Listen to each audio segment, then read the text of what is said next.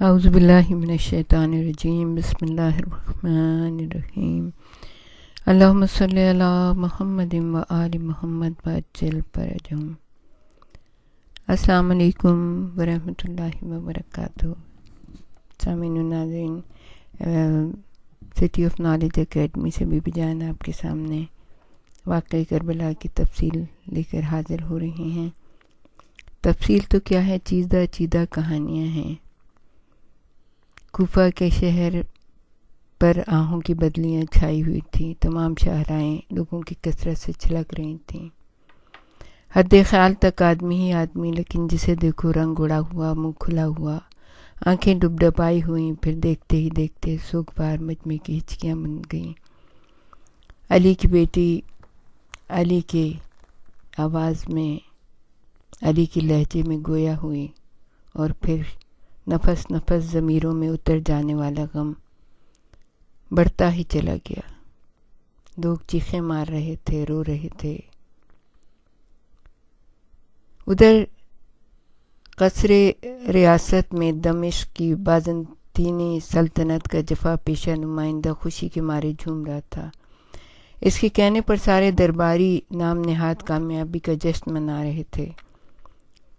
کم نہاد حاکم چاہ رہا تھا کہ اپنی مصنوعی جاہ و جلال اور جھوٹی مسرتوں کا میلہ لگا کر ان قیدیوں کو، جو سچائی کا کانٹوں بھرا راستہ طے کر کے ایک پورا مقتل اپنے کاندھوں پر اٹھائے چلے آ رہے ہیں، کچھ اور دکھ دے دے، تھوڑی اور اذیت پہنچا دے، تاکہ ان کے اعصاب کی رہی صحیح طاقت بھی ختم ہو جائے۔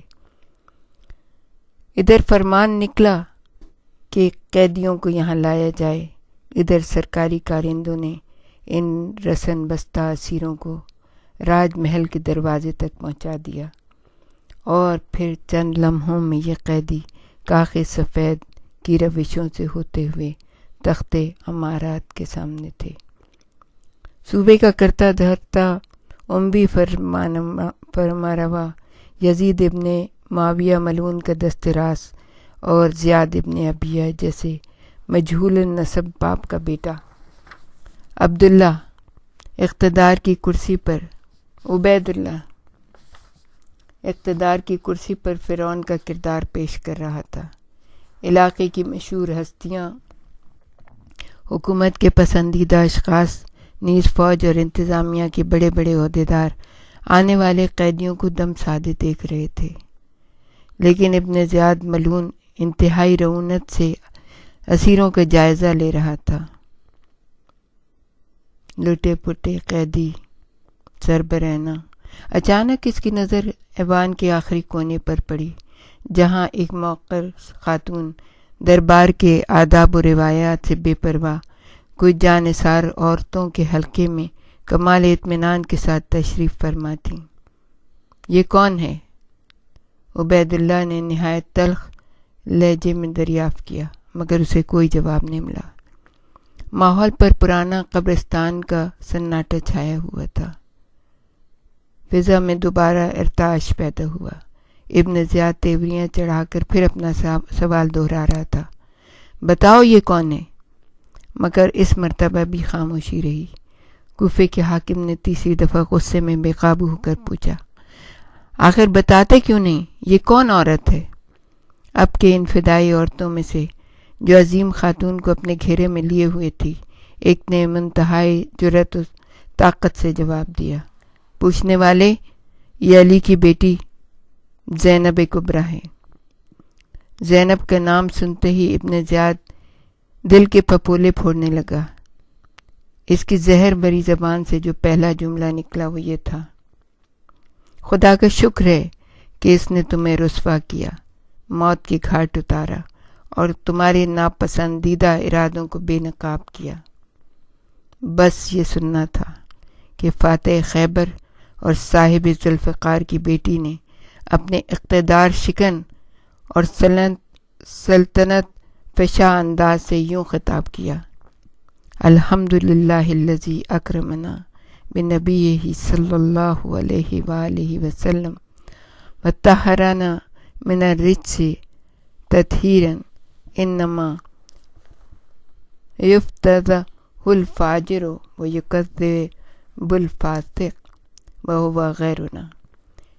شکر ہے اس معبود یکتا کا جس نے ابھی اپنے نبی صلی اللہ علیہ وآلہ وسلم کی نسبت سے ہمیں عزت دی اور ہمارے گھرانے کو کمال طہارت کا شرف بخشا، اور فاجر اور یعنی فاسق اس کو کہہ کے کہا کہ وہ ہمارا غیر ہی ہے۔ ابن زیاد بے آبرو وہ ہوتا ہے جو سیاکار و بدعتبار ہو، نیز جھوٹا وہ بنتا ہے جو آئین کے خلاف ورزی کرے، قانون کے پرزے اڑائے، اور وہ ہم نہیں کوئی اور ہوگا۔ تلوار کی باڑ جیسے تیز جواب سے خدا کے دشمن عبید اللہ کی آنکھوں میں خون اتر آیا۔ ناک کی طرح بل کھا کر اس نے بڑی بے تابی سے کہا، دیکھا اللہ نے تمہارے کنبے کی کیا گد بنائی اور تمہارے بھائی پر کیا حشر توڑا۔ بات اب برداشت سے باہر ہو چکی تھی۔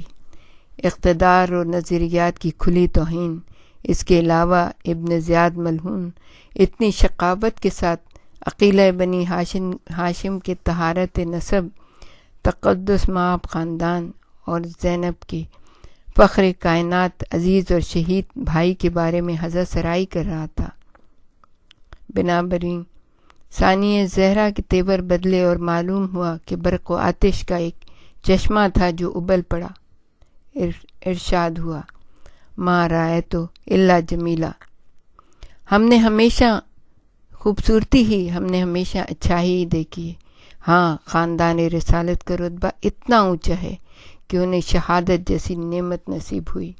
خدا نے جو چاہا وہ انہوں نے کر دکھایا، یعنی اللہ نے جو چاہا وہ انہوں نے کر دکھایا۔ ان کے بھائی نے، ان کے خاندان نے یہ قتل گاہ سے گزرے اور گنج شہیدہ میں میوے آرام ہو گئے، مگر یاد رکھنا پسر زیاد، وہ جو سب کا داد رس ہے، آخری فیصلے کے لیے وہ بہت جلد تجھے اور انہیں اپنی عدالت میں طلب کرنے والا ہے، اور جب آمنا سامنا ہوگا تب دیکھنا مظلوم کی فریاد کیا رنگ لاتی ہے اور خون ناحق کیا رنگ دکھاتا ہے۔ مرجانہ کے بیٹے، تیری ماں تیرا سوگ منائے، سن، ہاں سن، داور محشر جس دن انصاف کرے گا، اس دن تجھے پتہ چلے گا کون جیتا اور کون ہارا ہے۔ کربلا کی پاسبان اور حسینیت کی نگہبان نے کوفہ کے فرمانروا کو رد کرنے میں جو دلیری دکھائی اور اسے نیچا دکھانے میں جس بے جگری سے کام لیا، وہ شجاعت اور شہامت کی تاریخ میں ایک انوکھی مثال ہے۔ امید کے خلاف بڑکتے ہوئے شعلوں کا پے در پے ہجوم اور توقع کے برعکس لپکتے ہوئے کوندوں کی لگاتار یورش سے ابن زیاد کا دماغ ناکارہ ہو گیا۔ وہ ہکا بکا رہ گیا، یوں لگ رہا تھا جیسے پاؤں تلے سے زمین نکل گئی ہو۔ اس میں سکت نہیں رہی، غرور ٹوٹ گیا، اس کی سیاست جواب دے گئی اور ریاست زلزلوں کی زد میں آ گئی۔ احساس کمتری کے بوجھ سے اس کے اعصاب پچی ہو گئے تھے، کوئی جواب نہیں بن پڑ رہا تھا۔ بالآخر کھسیانہ پن مٹانے کے لیے ظالم نے اپنی زبان کھولی تو اس الفاظ سے، یعنی تمہارے سرکش بھائی اور خاندان کے دوسرے باغی افراد کے قتل سے خدا نے میرا کلیجہ ٹھنڈا کیا۔ ختم الرسل کی نواسی نے چشم خونبار سے ماحول پر ایک نظر ڈالی، صورتحال کا جائزہ لیا اور پھر کمال تمکنت سے ارشاد فرمایا، تو نے ہمارے بڑوں کو تحقیق کیا، ہمارے شجر سایہ دار کی شاخیں کاٹ دیں، ہمارے پھلے درخت کو جڑ سے نکال دیا۔ اب اگر قلب و جگر کی آگ یوں بجھتی ہے تو پھر سمجھنے کو سمجھ لے کہ ٹھنڈک پڑ گئی۔ لیکن تاریخ بتاتی ہے کہ ابن زیاد کو بی بی کے خیال کے مطابق ان کی جو آپ نے ارشاد فرمایا تھا اس کے بعد کبھی آرام نصیب نہیں ہوا، اس لیے کہ کربلا کی نمائندہ قافلہ کی ترجمان حضرت زینب عالیہ نے اسلامی فکر اور انسانی ضمیر کو کچھ اس طرح سے جگا دیا تھا کہ یہ بیداری ایک باقاعدہ تحریک بن گئی، اور کوفے سے لے کر شام تک تمام راج محلوں اور سارے شبستانوں کے چراغ گل ہوتے نظر آنے لگے۔ یہ عقیلہ بنی ہاشم کی تقریروں اور مکالموں کا اثر تھا جو صحابی رسول عبداللہ ابن عفیف ازدی بھرے مجمع میں سراپے احتجاج بن گئے۔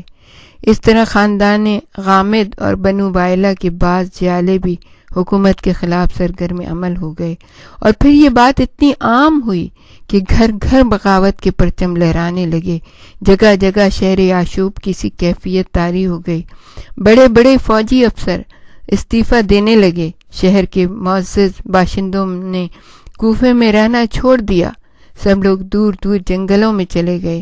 دیکھتے ہی دیکھتے زنجیریں ٹوٹنے لگیں، زندان کے دروازے کھلنے شروع ہو گئے۔ ان الفاظ پر تبصرہ کرتے ہوئے ابن قتیبہ لکھتے ہیں، عبید اللہ ابن زیاد ملعون کو آخر یہ برا وقت بھی دیکھنا پڑا کہ بصرہ جیسے شہر میں، جو اس کا شہر تھا، جب وہ تقریر کرنے کے لیے کھڑا ہوتا تھا تو عوام اس پر اینٹوں اور پتھروں کا مے برساتے تھے۔ اسی کو ہم اہل جہاں انقلاب کہتے ہیں۔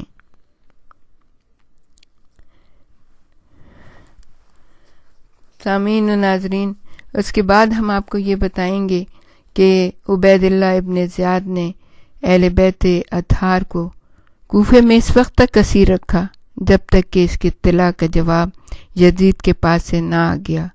یزید نے ابن زیاد کو لکھ بھیجا کہ اسیران اہل بیت مئے سرہائے شہداء شام بھیج دیے جائیں۔ ابن زیاد نے خط پاتے ہی فوراً تعمیل حکم کی اور اہل بیت کرام کو مئے سروں کے شام کی طرف روانہ کر دیا۔ کوفے سے یہ قافلہ شمر ابن ذیلجوشن، عمر ابن سعد اور زجر ابن قیس کے ہمراہ شام کو روانہ ہوا، اور 40 کے روز یعنی 20 صفر کو ارض کربلا میں داخل ہوا۔ کچھ لوگ یہ کہتے ہیں کہ اہل بیت ارض کربلا میں شام کے بعد داخل ہوئے تھے، لیکن اس میں کچھ تھوڑا سا اختلاف ہے کہ بعض کہتے ہیں کہ کوفہ سے پہلی منزل کربلا تھی، اور بعض کا خیال یہ ہے کہ شام سے کربلا آئے تھے۔ بہرحال دوسری منزل قادسیہ تھی، اور قادسیہ ایک مشہور و معروف مقام ہے۔ اہل بیت اطہار بے سر و سامان، عریان و پریشان اس شہر میں پہنچے، اور یہاں ایک شبانہ روز قیام کر کے شہر موصل میں وارد ہوئے۔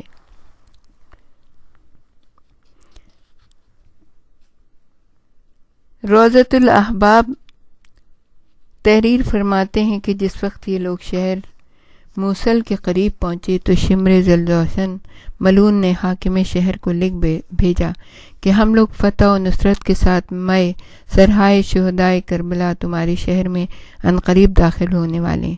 اسے تم کو ہدایت کی جاتی ہے کہ تم اپنے شہر اور شہر کے تمام کوچہ و بازار کو اور قصر عمارت کو زیب و زینت آراستہ و پیراستہ کرو۔ جس وقت ملعون کا یہ ہدایت نامہ امیر موصل کو پہنچا، اس نے تمام لوگوں کو بلا کر مضمون خط سنایا اور ان سے پوچھا کہ اگر تم کہو تو ہم ان کو بلا کر اپنا مہمان کریں۔ یہ امر تم لوگوں کے رنج و ملال کی وجہ تو نہ ہوگا؟ ان لوگوں نے کہا ہم کبھی اس امر پر رضامند نہ ہوں گے۔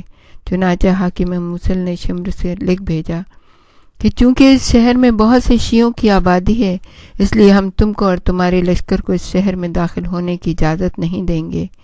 مناسب یہی ہے کہ تم وہاں سے نکل پڑو۔ شہر موصل میں شمر نے امام حسین کا فرق مبارک نیزہ سے اتارا تو ایک قطرہ خون ایک پتھر پر گر پڑا۔ اس پتھر سے ہر سال روز عاشورہ خون تازہ نکلتا تھا، اور شیعان علی چوک در چوک اس پتھر کی زیارت کو آتے تھے۔ وہ پتھر شہید نقطہ کے نام سے مشہور تھا۔ یزید کے زمانے حکومت تک قائم رہا۔ مروان ملعون نے اپنی حکومت کے زمانے میں اس پتھر کو ضائع کروا دیا، پھر اس وقت اس کا پتہ نہیں چلا کہ وہ کہاں گیا۔ ہمارے ساتھ ہی رہیے گا سفر شام میں۔ وآخر دعوانا ان الحمد للہ رب العالمین۔